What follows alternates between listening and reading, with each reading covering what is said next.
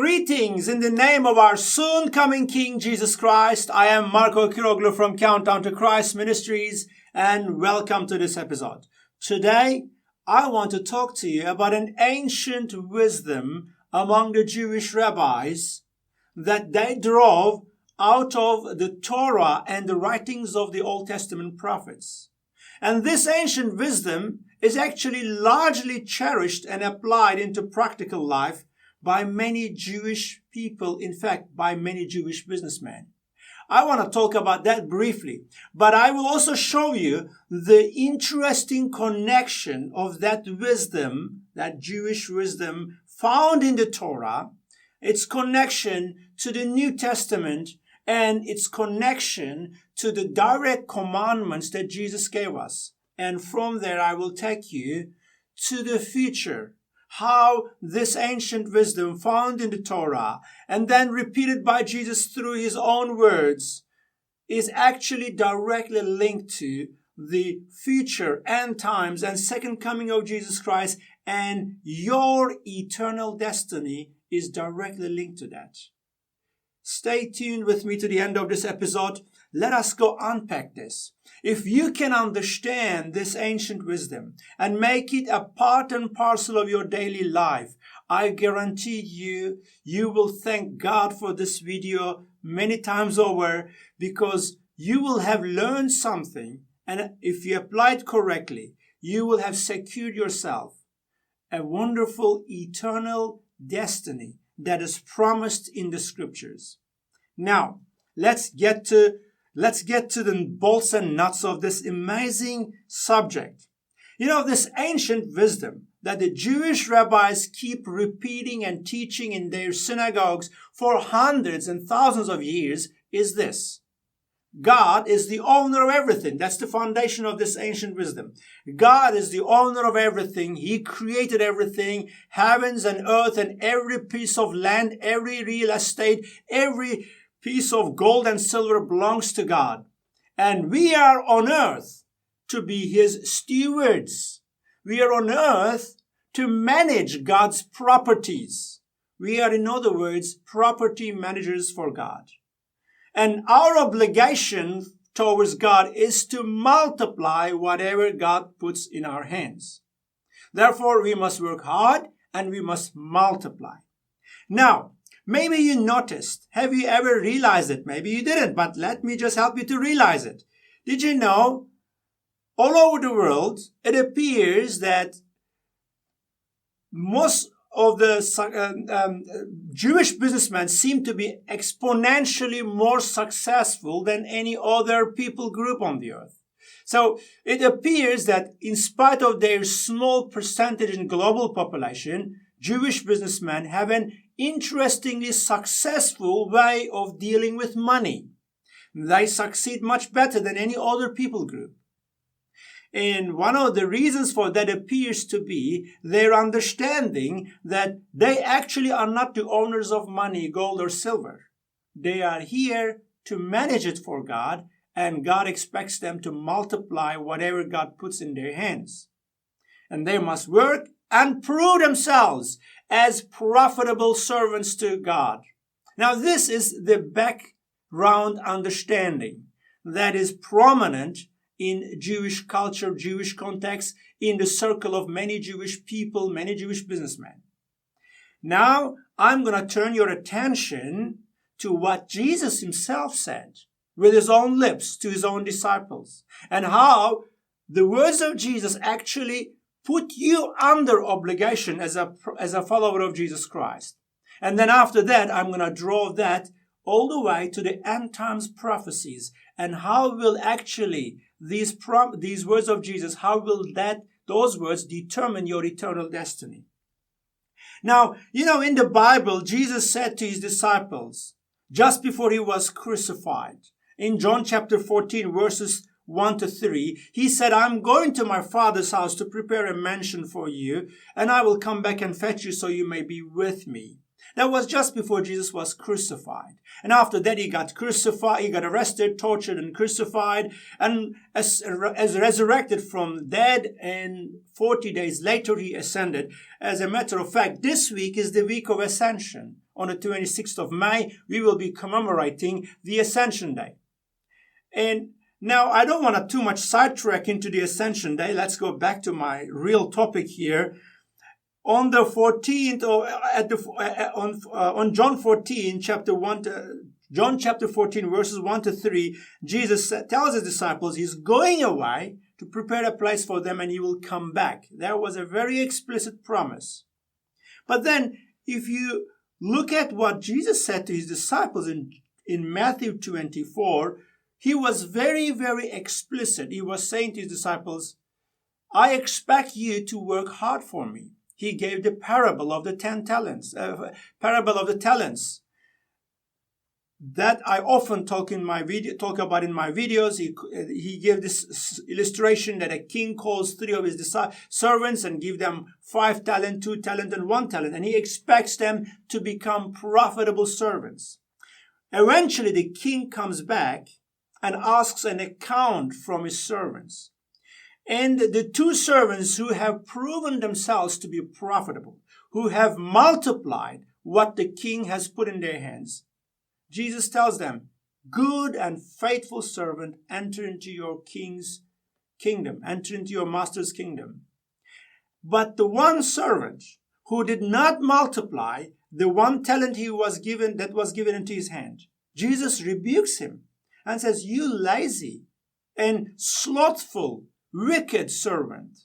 And then Jesus gives instructions that this man should be thrown out of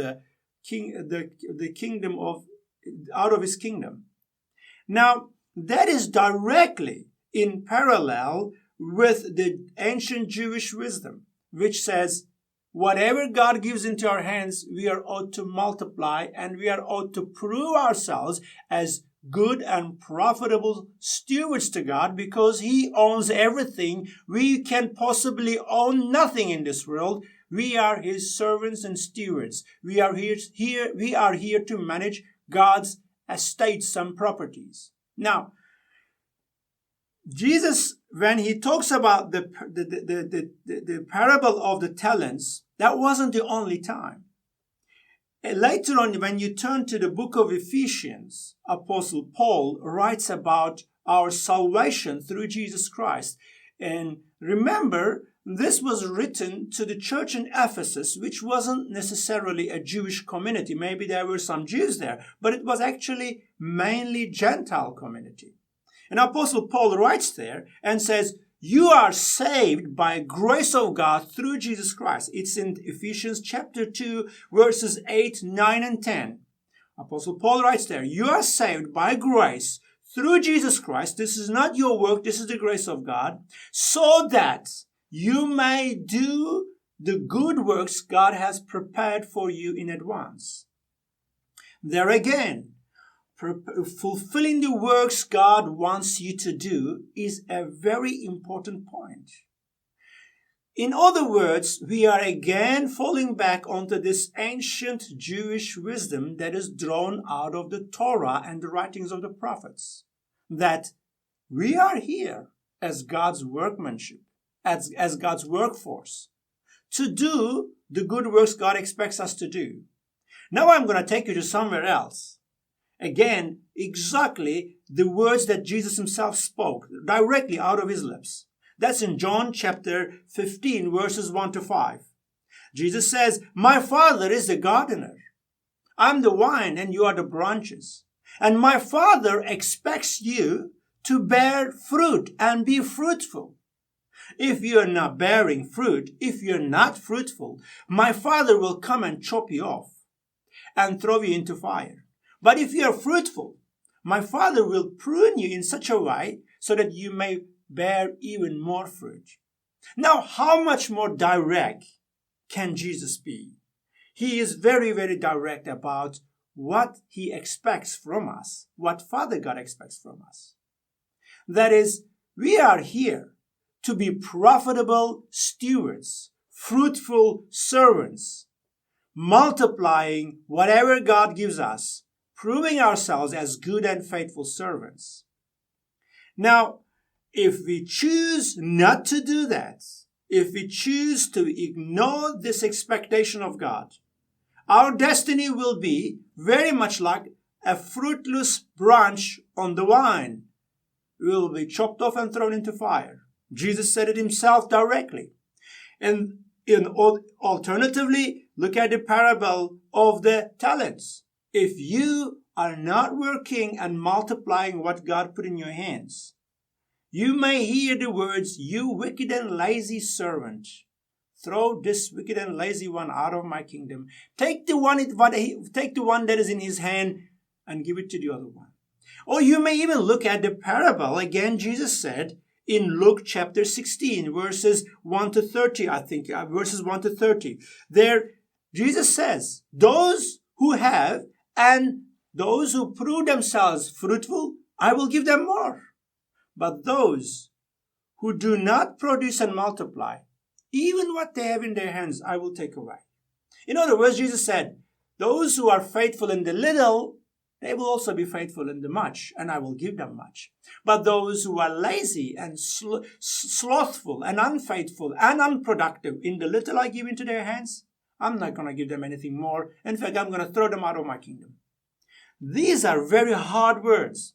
But did you know these words of Jesus are perfectly, squarely fitting onto the ancient Jewish wisdom that is drawn out of the Torah and the writings of the prophets that says God is the owner of everything. We are only his servants, and God expects us to work hard, to be profitable, to be fruitful unto him. Now, I'm going to take you to one last place in the Bible in connection to the end times and your future and my future. Now, Jesus said to his disciples on John 14, remember, that's the first passage I mentioned in this video. John 14, Jesus said to his disciples, "I'm going to come back to fetch you to be with me. I'm going to my Father's house to prepare mansions for you. Once they're ready, I will come and fetch you." We know that when Jesus said that, he actually promised the rapture. He is going to come back and snatch his church out of this world. That is the event we call the rapture. And then in Revelation chapter 22, that's the very last chapter of the Bible.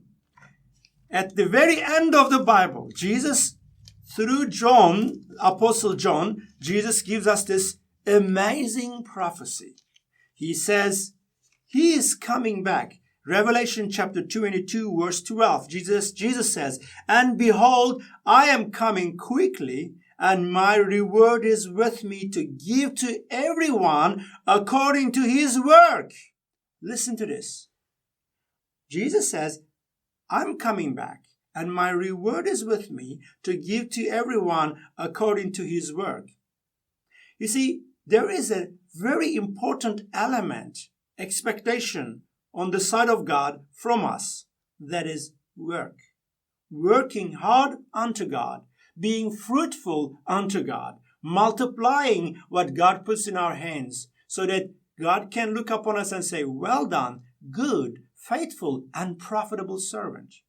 Now, that is exactly what Jesus is talking about. One day he will come and fetch us as he promised in John chapter 14. And when he comes, he won't be coming with empty hands. He will be coming with the rewards for those who have been working hard for Jesus, who have been proving themselves as reliable, trustable, faithful, and profitable servants. Those who are slack, lazy, unprofitable, unfruitful, they will hear the words, "You lazy and slothful, wicked servant." And Jesus will give instructions for them to be thrown outside. That's a very sobering, direct revelation from the words of Jesus. Now, for very long in the Western world, Christians had the concept that Christianity is like a holiday camp. I'm saved by the grace of God. I don't have to do any works because I'm not saved by works. Therefore, I don't got to do any works.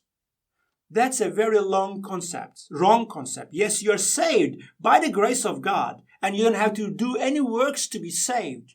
However, that very same verse you guys are using to justify your argument is followed with another verse. That is Ephesians chapter 2 verse 10 says, "But God expects you to do the works God has prepared for you." Works is an inseparable part of our journey on earth because, as the ancient Jewish wisdom suggests, God is the owner of everything and we are His stewards. And God expects us to be fruitful and productive and profitable unto Him. Now, with that, I want to pose this question. How are you maintaining your life and your journey in this world? Are you maintaining your life and your journey as a servant of God, as a steward of Jesus Christ? Are you aiming to be profitable unto God in everything God put in your hands? Whether it is your family, your relationships, even your finances, and whatever ministry God gave unto you. Or are you being slick about it?